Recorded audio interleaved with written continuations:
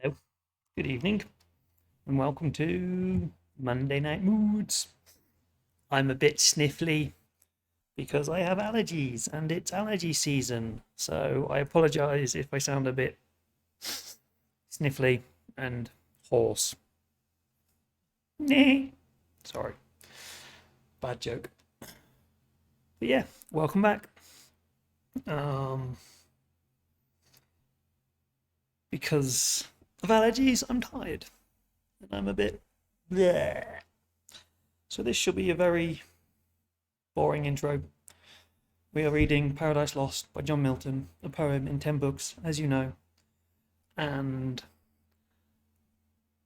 we're on book 7, part 2. You can go back and listen to all of the other ones on YouTube's, all on the tubes. You can even listen to part 8, which I recorded before part 7, because I'm Mr. Intelligent. But anyway, we shall get on with it. And I shall continue reading. I'm quite bright today. Oh well. Anyway, on with the show. So sit back, grab yourself a drink, bit of apple juice, and enjoy the tales. And thy request, think now fulfill that asked, how first this world and face of things began, and what before thy memory was done from the beginning, that posterity, informed by thee, might know, if else thou seekest aught not surpassing human measure, say. To whom thus Adam gratefully replied, What thanks sufficient, or recompense equal have I to render thee, divine historian, who thus largely hast allied the thirst I had knowledge, and vouchsafed this friendly condensation to relate things else by me unsearchable, now heard with wonder but delight, and as is due with glory attributed to the high Creator. Some thing yet of doubt remains, which only thy solution can solve. When I behold this goodly flame, the world of heaven and earth consisting and compute their magnitudes, this earth, a spot, a grain, an atom, with the firmament compared, and all her numbered stars, that seem to rouse spaces incomprehensible. For such their distances argues, and their swift return diurnal, merely to officiate light round this capacious earth, this punctual spot, one day and night, in all their vast survey, unless besides reasoning I oft admire how nature, wise and frugal, could commit such disproportions, with superfluous hands so many nobler bodies to create, greater so manifold to this one use, for aught appears, and on their orbs impose such restless revolution day by day, repeated, while their sedentary earth, that better might with far less compass move, served by more noble than herself, attains, but her end without least motion, and recaves as tribute such as a sunless journey brought of incorporeal speed, her warmth and light.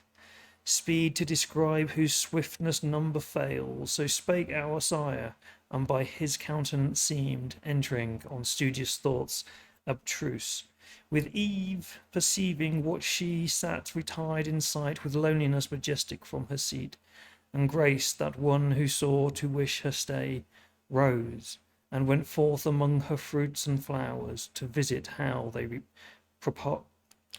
prospered, bud and bloom. Her nursery, they at her coming sprung, untouched by her fair attendants, gladly grew, yet went she not, as not with such discourse delighted, or not capable her ear of what high such pleasure she reserved.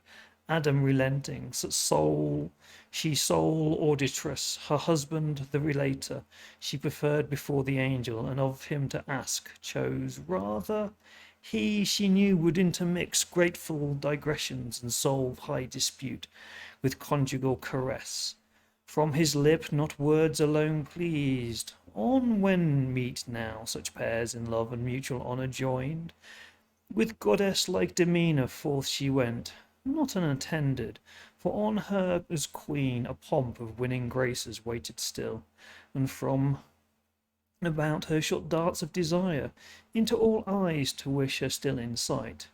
And Raphael now to Adam's doubt proposed, benevolent and facile, thus replied: To ask of such I blame thee not, for heaven is as the book of God before thee set, wherein to read his wondrous works and learn his seasons, hours, or days, or months, or years.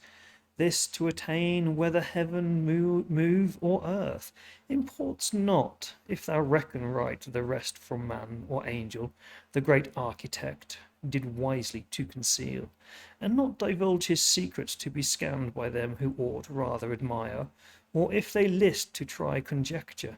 He his fabric of the heavens hath left to their disputes, perhaps to move his laughter at their quaint opinions wide hereafter, when they come to reveal, model heaven, and calculate the stars, how they will wield their mighty frame, how build, unbuild, contrive to save appearances, how gird the sphere with centric and eccentric scribbled, o'er cycle and epicycle, orb in orb, already by thee reasoning this I guess, who art to lead thy offspring, and supposest that bodies bright and greater should not serve the less not bright, nor heaven such journeys run, each sitting still. When she alone receives the benefit, consider first the great or bright infers, not excellence. The earth, though, in comparison of heaven so small, nor glistening, may of solid good contain more plenty than the sun that barren shines, whose virtue on itself works no effect.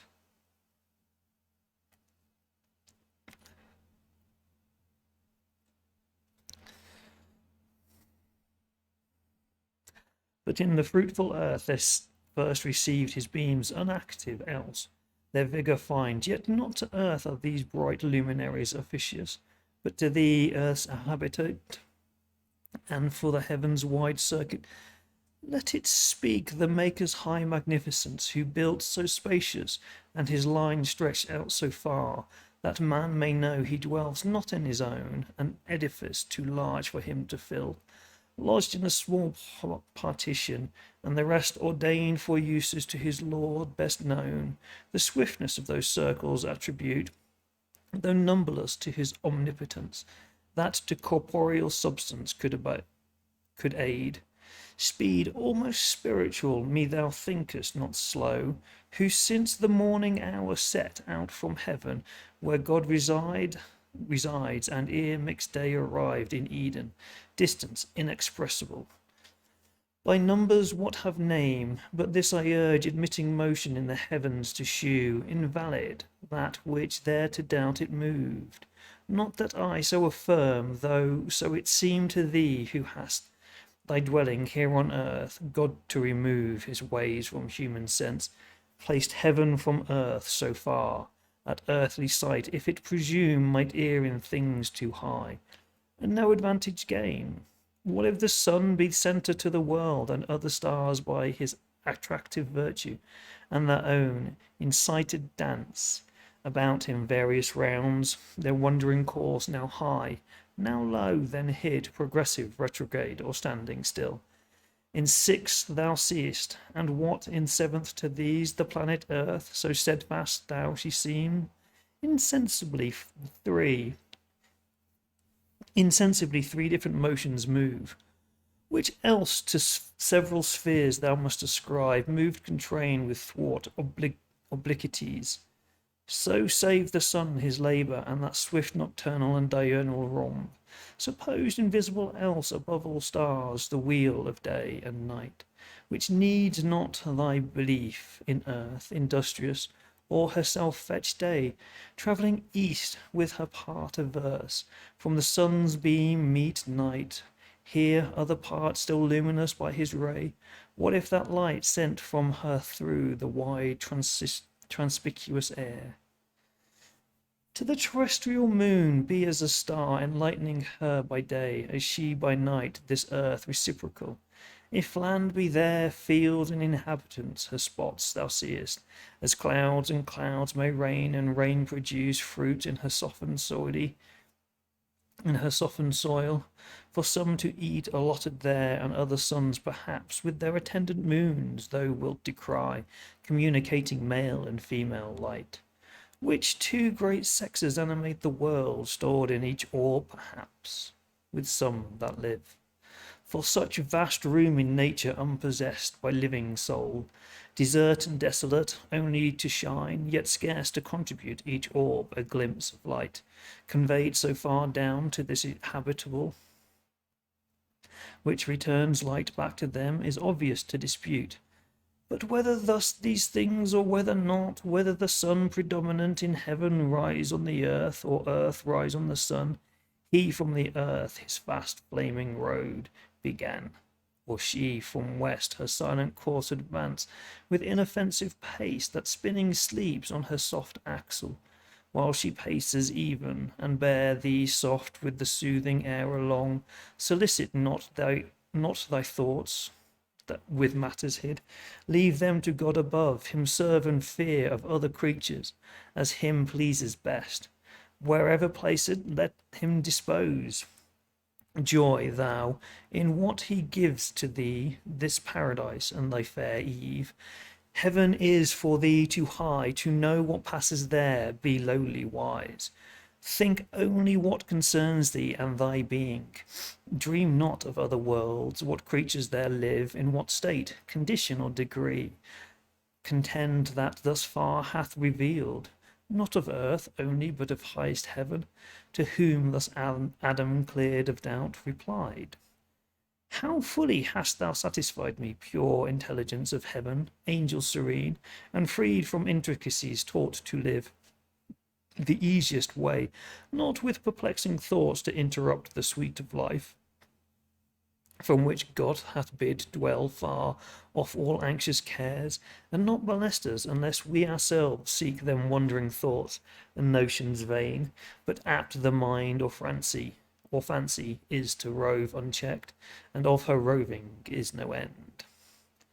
Till warned or by experience taught, she learned that not to know at large of things remote, from use obscure and subtle, but to know that which before us lies in daily life is the prime wisdom. What is more is fume, or emptiness, or fond impertinence, and renders us to things that most concern unpractised, unprepared, and still to seek, therefore from this high pitch let us descend a lower flight, and speak of things at hand useful, whence happily mention may arise of something not unseasonable to ask, but ask by sufferance, and thy wonted favour deigned. Thee I have heard relating what was done ere my remembrance. Now hear me relate my story, which perhaps thou hast heard, and day is yet not spent. Till then thou seest how subtly to detain thee I devise, inviting thee to hear while I relate, fond. Were it not in hope of thy reply, for while I sit with thee I seem in heaven, and sweet at thy discourse is to my ear, than fruits of palm tree, pleasantest to thirst and hunger both. From labour at the hour of sweet repast they satiate and soon fill. Though pleasant, but not thy words with grace divine, imbued, bring to their sweetness no satiate.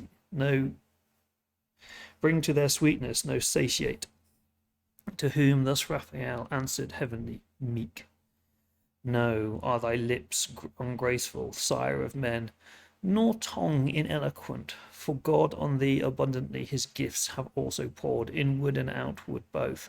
His image fair, speaking or mute, all comeliness and grace attends thee, and each word, each motion forms. Nor less think we in heaven of thee on earth than of our fellow servant, and inquire gladly into the ways of God with man. For God we hath honoured thee, and set on man his equal love. Say therefore on, for I that day was absent, as befell, bound on a voyage uncouth and obscure, far on excursion towards the gate of hell. Squired in full legion, such command we had, to see that none thence issued forth a spy or enemy, while God was in his work, lest he incest at such eruption bold, destruction with creation might have mixed. Not that the dust without his leave attempt, but us he sends upon his high behests for state, the sovereign king, and to inure our prompt obedience.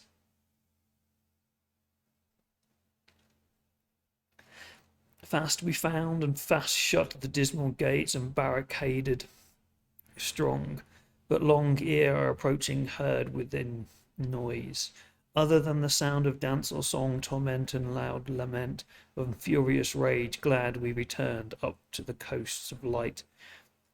Ere Sabbath evening, so we had in charge, but their relation now for I attend, pleased with thy words no less than thou with mine, so spake the godlike power, and thus our sire. For man to tell how human life began is hard, for himself beginning new. For who himself beginning knew, desire with thee still longing to converse, induced me, and as new waked from soundest sleep, soft on the flowery herb I found me laid in balmy sweat, which with his beams the sun soon dried, and on the reeking moisture fed. Straight toward heaven my wondering eyes I turned, and gazed awhile the ample sky, till raised by quick instinctive motion, up I sprung, and thitherward endeavouring, and upright stood on my feet. About me round I saw hill, dale, and shady woods, and sunny plains, and liquid laps of murmuring streams. By these creatures that lived and moved, and walked or flew, birds on the branches warbling, all things smiled with fragrance, and with joy my heart overflowed. Myself I then pursued, and limb by limb surveyed, and sometimes went and sometimes ran with supple joints as lively vigour led. But who I was, or where, or from what cause, knew not. To speak I tried, and forthwith spake, my tongue obeyed, and readily could name whatever I saw. Thou sun, said I, fair light, and thou enlightened earth, so fresh and gay, ye hills and dales, ye rivers, woods and plains, and ye that live and move, fair creatures, tell if ye saw, how come I thus, how here? Not of myself, but of some great maker then, in goodness and in power preeminent. Tell me, how may I know him? How adore from whom I have that thus I move and live, and feel that I am happier than I know. While thus I called and strayed, I knew not whither, from where I first drew air, and first beheld this happy light, when answer none returned.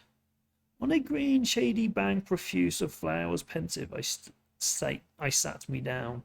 Their gentle sleep first found me, and with soft oppression seized my drowse sensed. Untroubled though I thought I then was passing to my former state, insensible and forthwith to dissolve, when suddenly stood at my head a dream, whose inward apparition gently moved my fancy to believe I yet had being, and lived. One came, methought, of shape divine, and said, Thy mansion wants thee, Adam, rise, first man of men innumerable ordained, first father called by thee I come thy guide, to the garden of bliss thy seat prepared.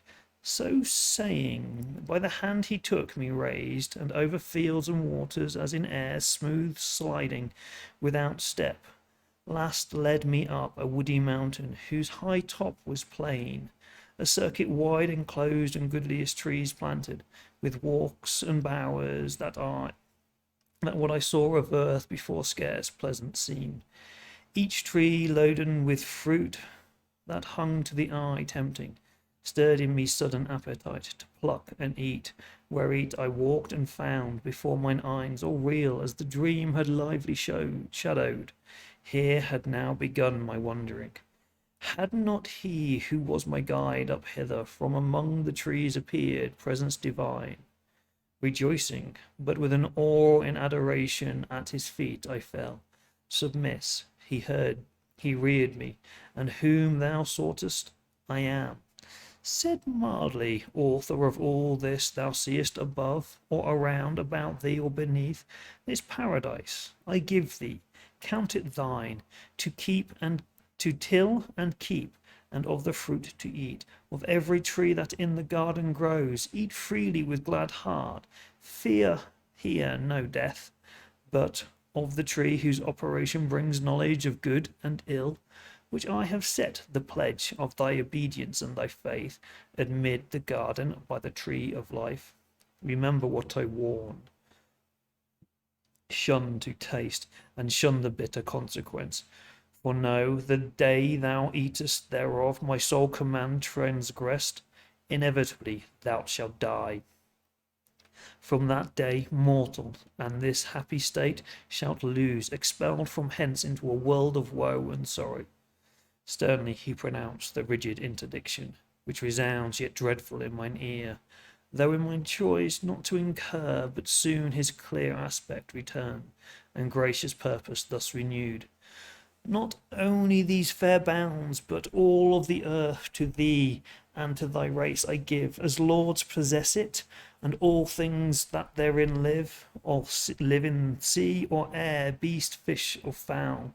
I sign whereof each bird and beast behold after their kinds.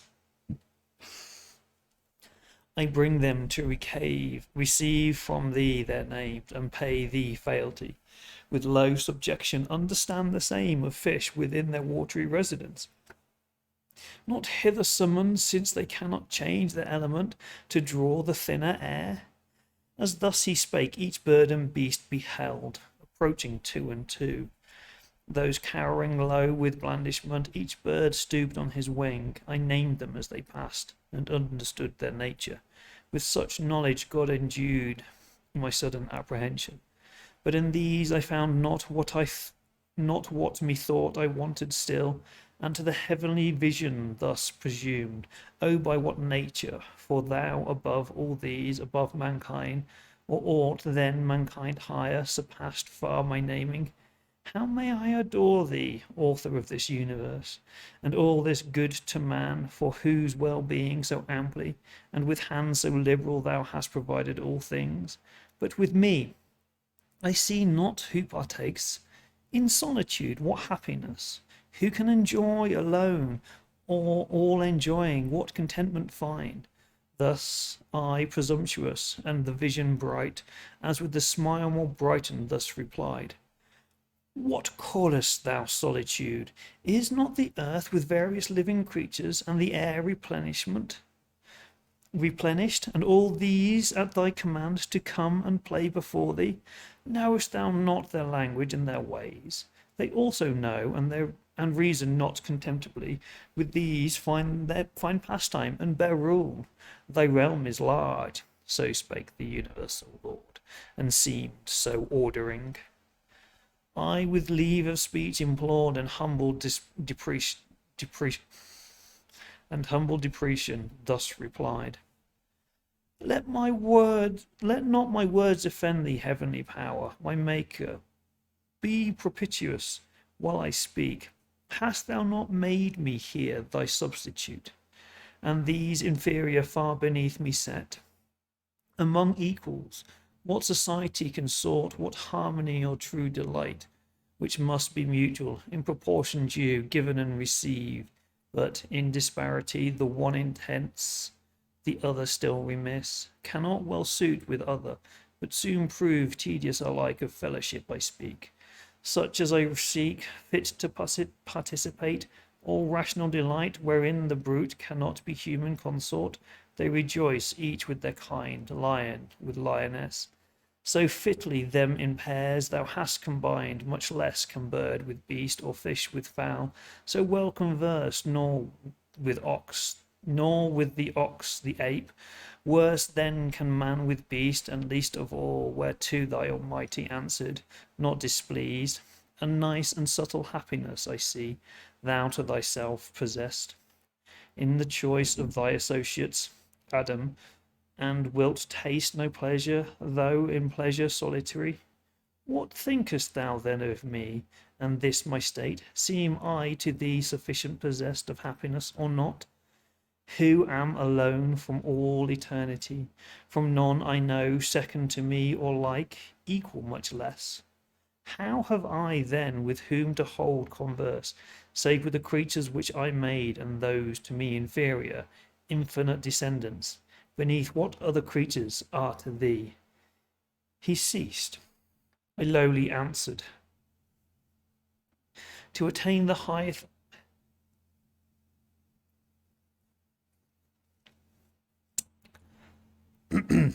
to attain the height and depth of thy eternal ways, all human thoughts come short. Supreme of things, thou in thyself art perfect, and in thee is no deficiency found. Not so in man, but in degree the cause of his desire, by conversation with his like to help, or solace his defects.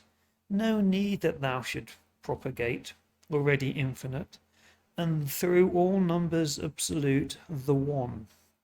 But man by number is to manifest his single imperfection, and beget, like of his like, his image multiplied in unity defective, which requires collateral love and dearest amity. Though in thy secrecies, although alone, best with thyself accompanied, seekest not social communication. Yet, so pleased, canst raise thy creature to what height thou wilt, of union or communion deified. I by conversing cannot these erect from prone, nor in their ways complacence find. Thus I emboldened spake, and freedom used permissive, and acceptance found, which gained this answer from the glorious voice divine. Thus far to try thee, Adam, I was pleased, and find thee knowing not of beasts alone, which thou hast rightly named, but of thyself, expressing well the spirit within thee free. My image, not imparted to the brute, whose fellowship therefore unmeet for thee, good reason was thou freely shouldst dislike, and be so minded still. I, ere thou spakest, knew it not good for man to be alone, and so such company as then thou sawest intended thee, for trial only brought, to see how thou couldst judge of fit and meet. What next I shall bring shall please thee. Be assured thy likeness, thy fit help, thy other self, thy wish, exactly to thy heart's desire. He ended, or I heard no more, for now my earthly by his heavenly overpowered, which it had long stood under, strained on the height in that celestial colloquy sublime, as with an object that excels the sense, dazzled and spent, sunk down and sought repair of sleep, which instantly fell on me, called by nature as in aid, and closed mine eyes. Mine eyes he closed, but open left the cell of fancy, my internal sight, by which abstract, as in a trance, methought I saw, though sleeping where I lay, and saw the shapes of glorious before whom awake I stood, who stooping opened up my left side, and took from them thence a rib with cordial spirits warm, and life blood streaming fresh. Wide was the wound, but suddenly with flesh filled up and healed. The rib he formed and fashioned with his hands. Under his forming hands a creature grew, manlike, but a different sex, so lovely fair, that what seemed fair in all the world seemed now mean, or in her summed up, in her contained, and in her looks, from which from that time infused sweetness into my heart, unfelt before, and into all things from her air inspired the spirit of love and amorous delight. She disappeared and left me dark. I waked to find her, and for ever to deplore her loss, and other pleasures all abjure, when out of hope behold, not far off, such as I saw her in my dream, adorned with what all earth or heaven could bestow to make her amiable.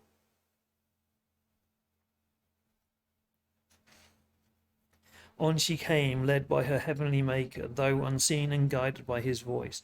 Nor uninformed of nuptial sanctity and marriage rites, grace was in all her steps.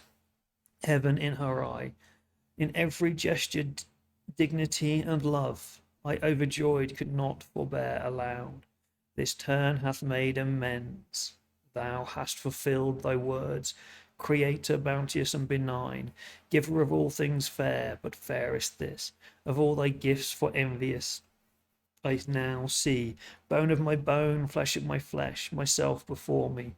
Woman is her name, of man extracted. For this cause he shall forego father and mother, and to his wife adhere. And they shall be one flesh, one heart, one soul. She heard me thus, and though divinely bought, yet innocence and virgin modesty, her virtue and the conscience of her worth, that would be wooed and not unsought be won, not obvious, not obtrusive, but retired, the more desirable, or to say all, nature herself, though pure or sinful thought, wrought in her, that seeing me she turned, I followed her. She what was honour knew, and with obsequious majesty approved my pledged reason. To the nuptial brow I led her blushing like the morn. All heaven and happy constellations on that hour shed their selectest influence.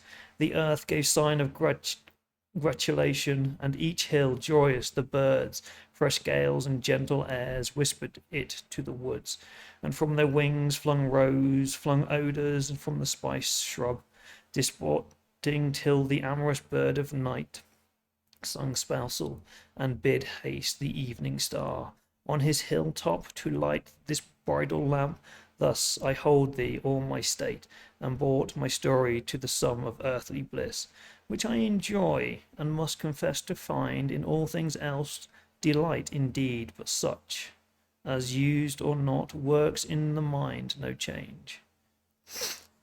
No, nor vehement desire, these delicacies I mean of taste, sight, smell, herbs, fruit, and flowers, walks, and the melody of birds, but here far otherwise transported I behold, transported touch, here passion first I felt.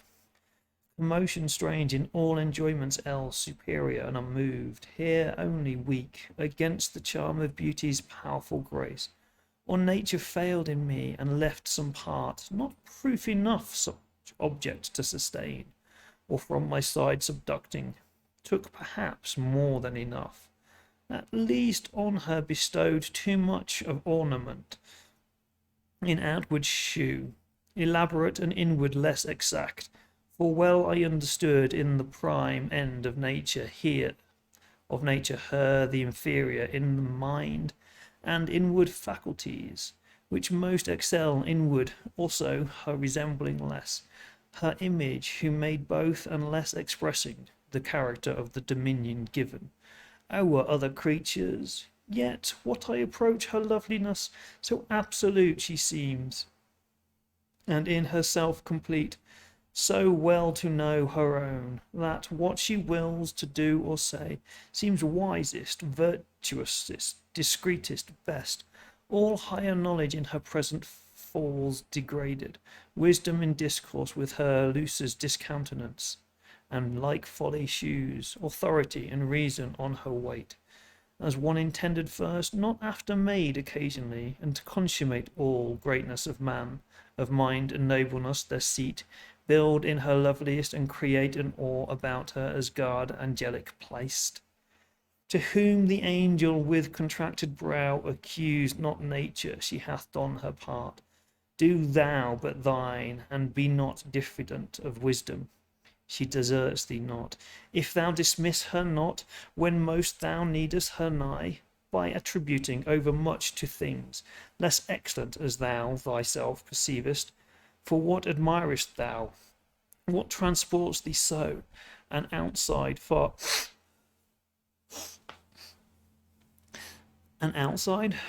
no doubt, and worthy well, thy cherishing thy honour and thy love, not thy subjection. Weigh with her thyself, then value. Oft times nothing profits more than self-esteem, grounded on just and right, well managed. Of that skill the more thou knowest, the more she will acknowledge thee her head, and to realities yield all her shows. Made so adorn thy delight the more, for thy delight the more, so awful with honour thou mayst love thy mate. Who sees when thou art seen least wise? But if the sense of touch whereby mankind is propagated seems such dear delight, beyond all other, think the same vouchsafed to cattle and each beast, which would not be to them made common and divulged, if aught therein enjoyed were worthy to subdue the soul of man, or passion in him move. What higher in her society thou find'st attractive, human, rational love still? In loving thou dost well, in passion not, wherein true love consists not love. Wherein true love consists not. Love refines the thoughts and heart enlarges, hath his seat in reason and is judicious in the scale by which to heavenly love thou mayst ascend, not sunk in carnal pleasures, for which cause among the beasts of no mate for thee was found. To whom thus hath abashed Adam replied, never her outside form so fair, nor aught in procreation common to all kinds. Though higher of the genial bed by far, and with mysterious reverence I deem, so much delights me as these graceful acts, these thousand decencies that daily flow from all her words and actions, mixed with love and sweet compliance, which declare unfeigned union of mind, or in us both one soul, harmony to behold in wedded pair, more grateful than harmonious sound to the ear. Yet these subject not.